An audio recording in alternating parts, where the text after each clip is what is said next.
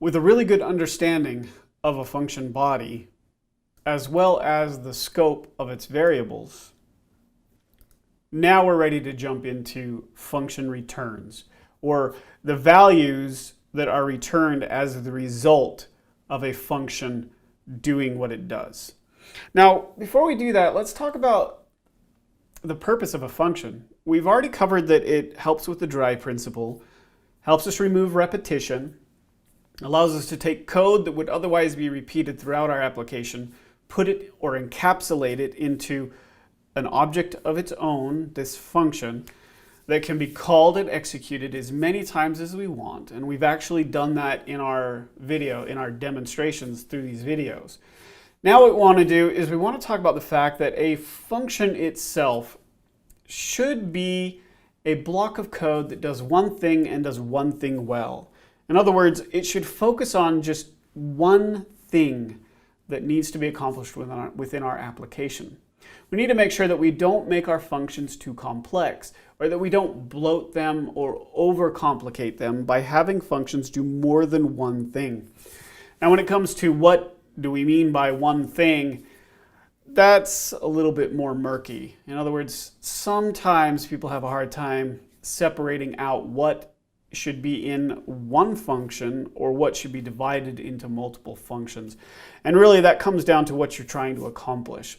So we won't dive deep into that right now, but think about that as you are writing your functions. Does this function do one thing and do it well, or does it do a whole bunch of things that actually could be split up into multiple functions? One way to make sure that your function does one thing and does it well is to make sure that anything that you're doing in that function relates to accomplishing one task, and that each of the tasks that are within that function couldn't be broken out into functions of their own with code that could be used in other locations within your application. In other words, that it maintains a dry state. If you find that you build one function, it feels like it does more than one thing, but really only a couple of things call that one function to accomplish the task, you're probably okay. If you find that you have to introduce another function, and within that function you find that some of the subtasks that this function does are identical to the subtasks that one of your other functions does, then you should probably break out those subtasks into functions of their own and have those two other functions call those subtask functions, and begin to break it out so you don't have repetitive code. So it really all boils back down to the dry principle and where you begin to see repetition. When you see repetition, that repeated code should probably be abstracted and pulled out into a function of its own. But in this video, what we're going to focus on is function returns. In JavaScript pretty much expects that every function returns something to the caller. And the caller being whoever calls it, or whatever process or method or object called that function to have it do something. That function should actually return something to the caller. So far, as we've been breaking down functions into their independent parts and functions, we've been printing everything else out to the console inside of the function body. Now, when you're building a function to have it do something for something else, having it printed to the console is pretty pointless. So what we're going to do is we're going to modify our funky addition function. We're going to go ahead and remove the console.log. We're going to remove the double that we had, because that was really there just to demonstrate that we can see variables that are at the same scope as the function inside the function. And we're going to just focus on our funky addition. And the definition of our funky addition method was that it has to be 3 or more numbers, and in this case just 3. And we're going to do some summation on those numbers to create a sum. We're going to store that sum inside of a variable called sum, which would allow us to do other things to it, right? Other stuff. And then we would return the value to whoever called it instead of printing it to the console.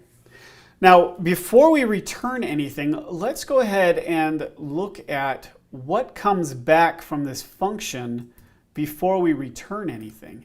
And how we're going to do that is we're going to go ahead and look at a console.log, and we are going to take this call to our funky addition function. Now we're going to place it inside this console.log. We're going to execute it, and we're going to look to see what happens down here in our debug console. So let's go ahead and start the debugging, and let's see what we got here. Sum is not defined, and that's because we have this example right here from when we were showing the scope of sum, that it belongs only to this function body. So we'll comment that one out, and then we will rerun our debug.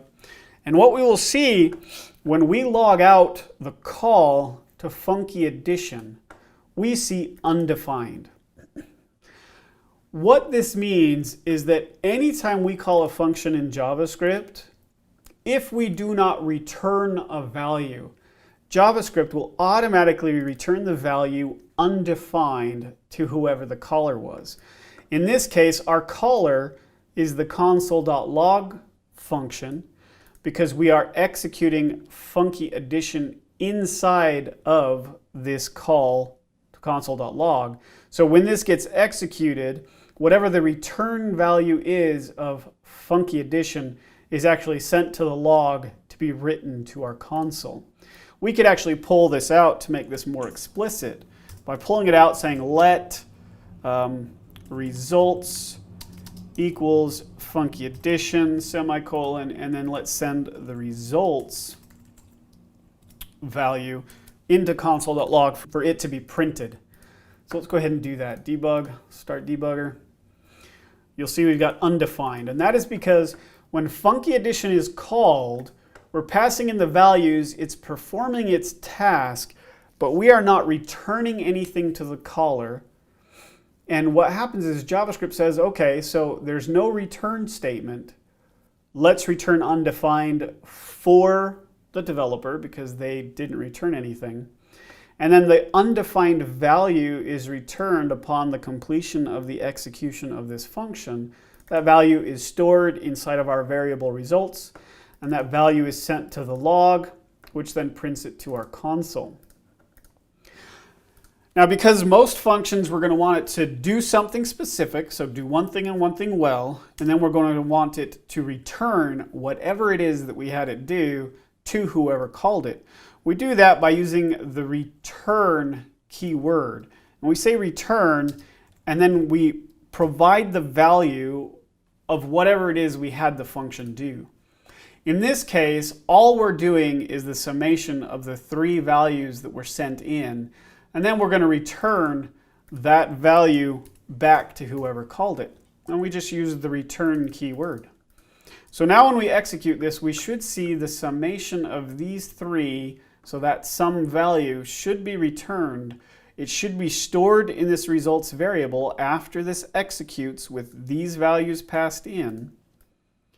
And then when we pass that value to the results, we should see it printed out here in the debug window. So let's go ahead and run the debug.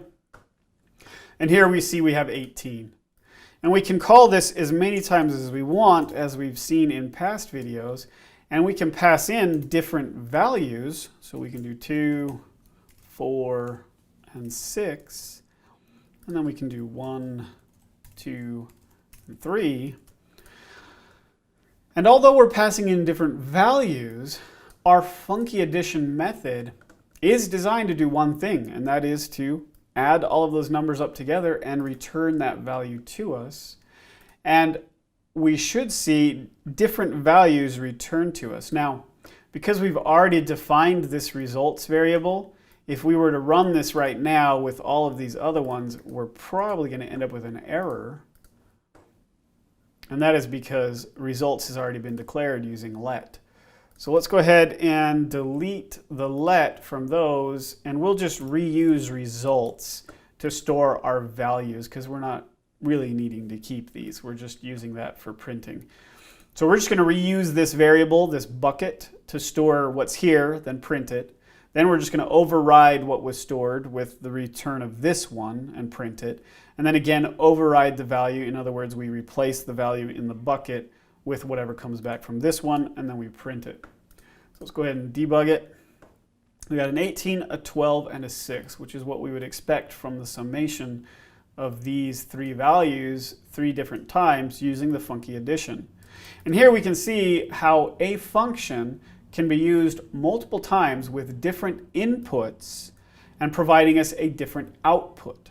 And those outputs can then be used in our application to accomplish something.